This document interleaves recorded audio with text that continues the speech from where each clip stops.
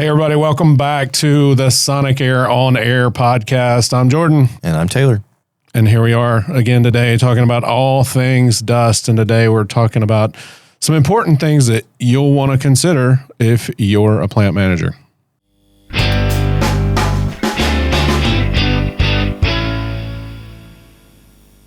All right, so we're talking about things that you want to consider if you're a plant manager and some of the top things that we look for when we're talking about dust control when we go into a facility and we start to help our customers map out what's going on and help them get a perspective of where they are and where they want to be and kind of a future vision. And sometimes when you're thinking about where you're going, you got to look back and think about where you came from. I can see where this is going. Which is funny because you and I kind of come from the same place. Kind of.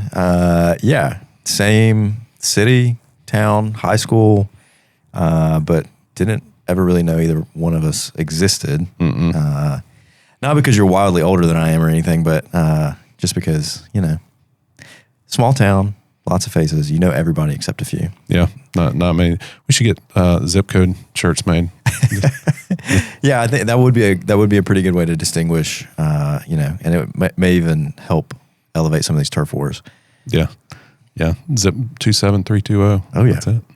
So Taylor and I grew up in Reidsville, North Carolina. Some like to call it Reeds Vegas. Rockingham County High, the one and only. The one and only. So I graduated in 2001, and you were just a little bit further behind. I graduated in 2014. Oh wow. Okay, so maybe I am a lot older than I thought I was. So, but yeah, it's fun to reminisce about life at Rockingham, and there's actually been a few famous people, semi-famous. Taylor and I aren't the only famous people. We are to famous come from Rockingham County. As an understatement in the dust space, which is not a very big space at all. It's a small space.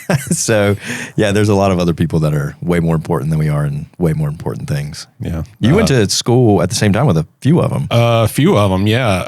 And they all three that I can think of were from the class behind me, so they would have graduated in 2002.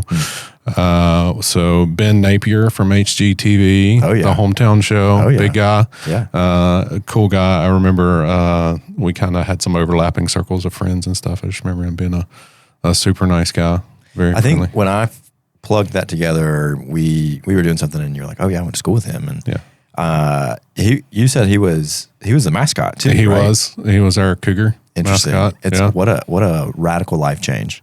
Yep. And he just keeps getting bigger and bigger. from a celebrity standpoint, right?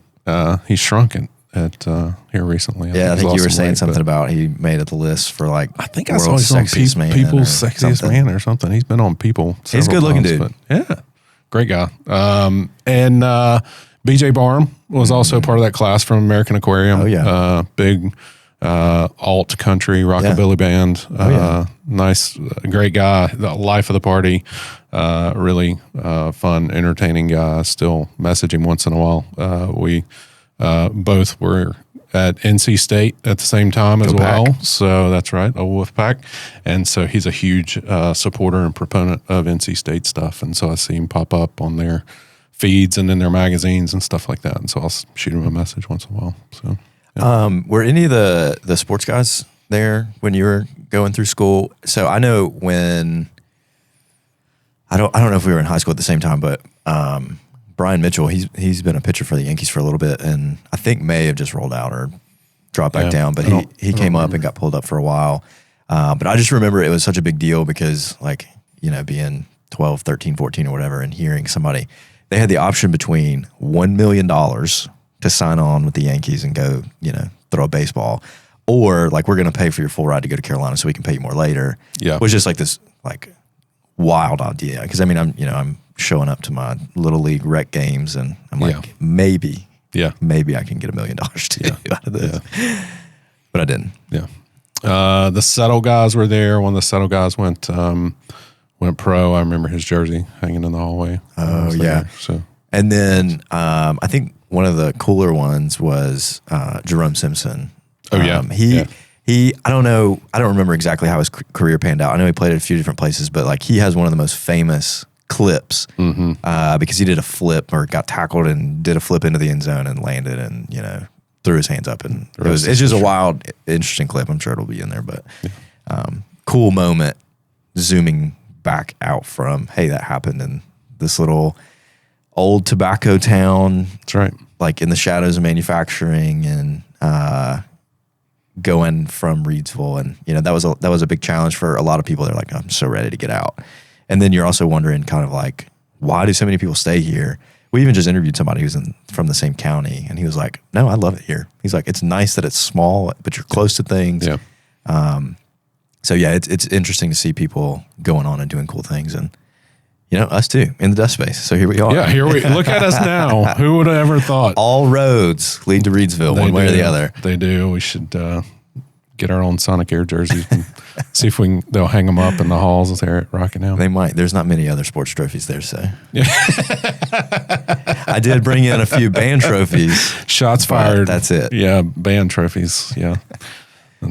That's Taylor went semi-pro in band. Somewhat, yeah. I was your stereotypical band nerd. So yeah. Look at you now. Hey. Here we are. All right. So if you're walking into a facility that's dealing with combustible dust, where do we go from there? Like, how do we help guide someone to help shape their journey on combustible dust? So maybe if we came up with a top list or a top 5 things, or Mount Rushmores are big right now. That is a cool thing. Let's do a top 4. So if you're dealing with combustible dust and don't know where to begin, or maybe you're looking back, maybe you've gotten started, maybe you've got a filtration system and that's it. So let's assume that that's the starting point. Someone's got a dust collector, and then where do they go from there? Oh, so yeah. What's the top 4 things to do? Also, fun fact, no one immediately died during the Mount Rushmore creation. However, several did years later because of inhaling all of the dust. Dust is everywhere. I know. We should have put some fans there. Yes.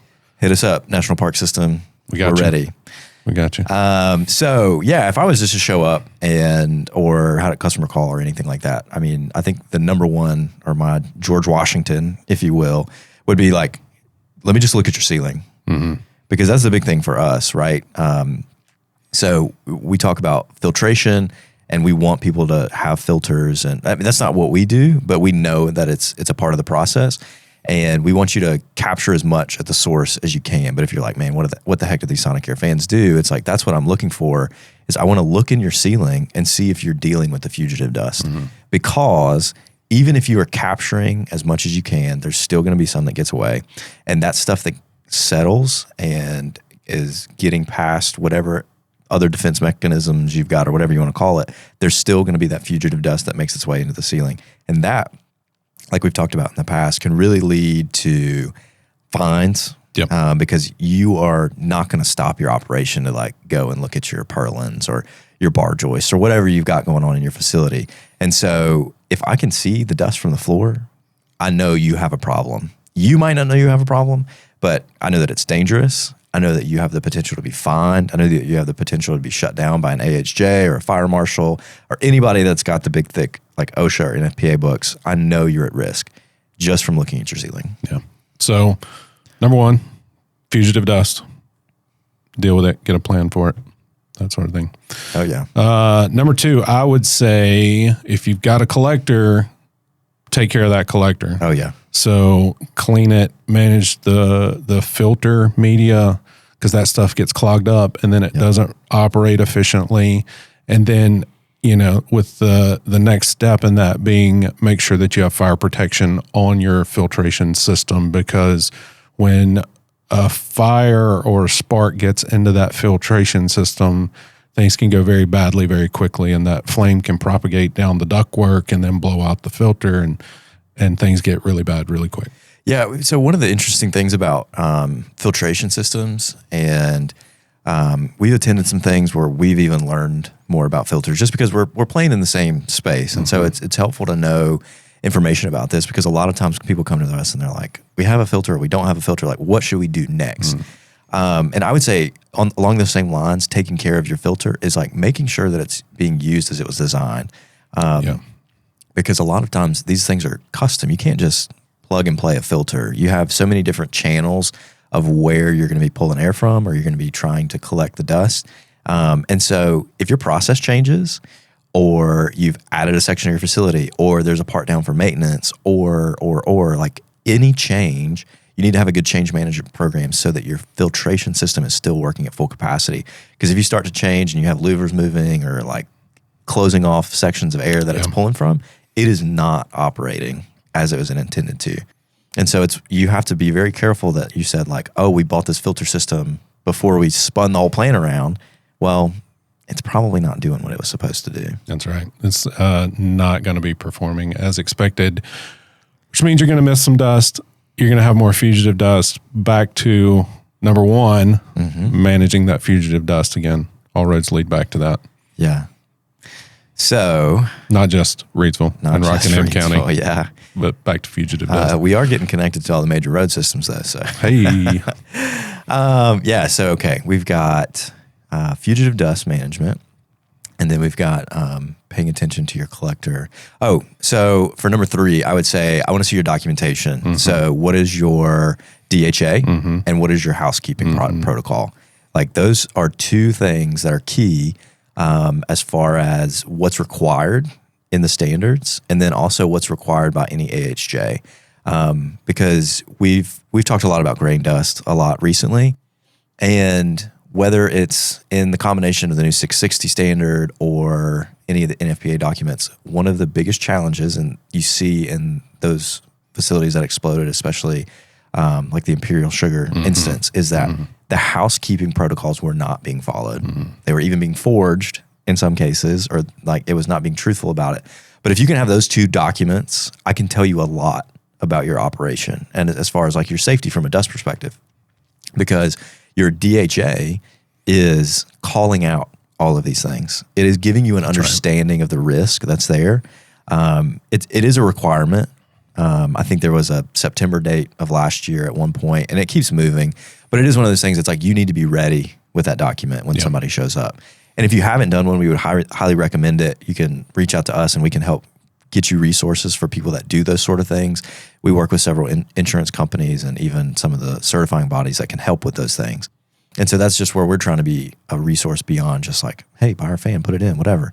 But if you have a DHA, it can tell you a lot about what's actually going on. And then if I can see your housekeeping record or like your plan, I can tell you like, are we handling the fugitive dust and have you been taking care of your filter? Yeah. So it is really kind of, adding on to what we've already talked about. But those 2 things in particular, just have understanding the problem, because we talk about that all the time. Like our customers, they come to us and they have either just found out that they have a problem or like something's gone wrong. Yeah. So problem awareness is a big thing. Yeah. And so having those 2 will take you far. Yeah.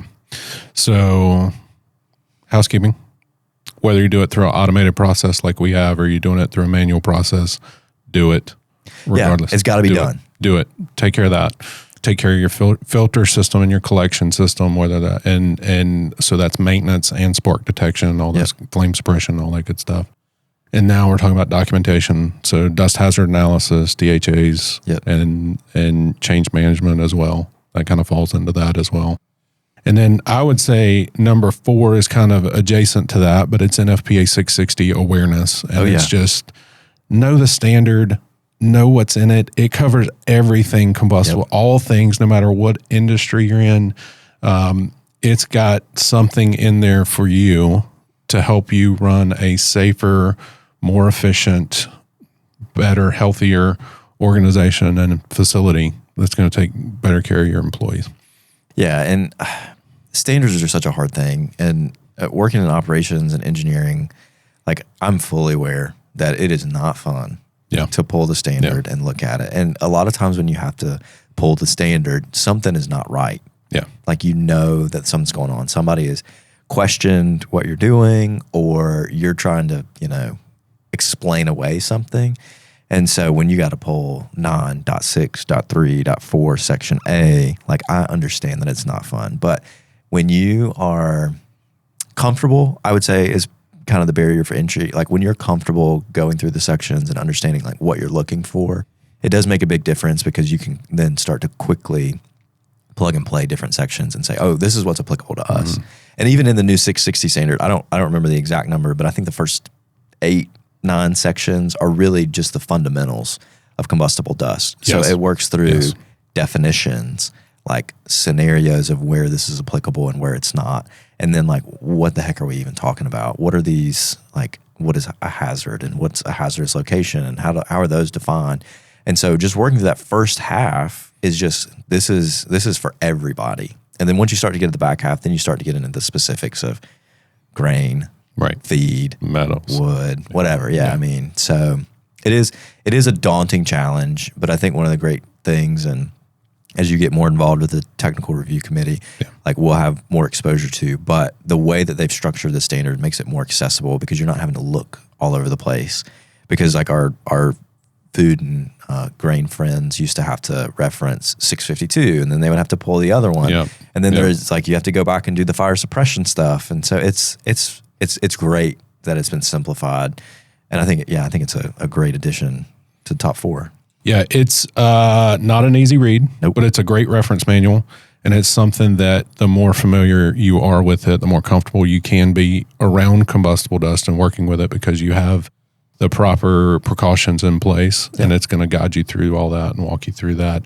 If you need a resource for that, your insurance agent is probably a good resource for that. Believe it or not, an OSHA agent or inspector can be a good resource for that. They can guide you. They will guide you.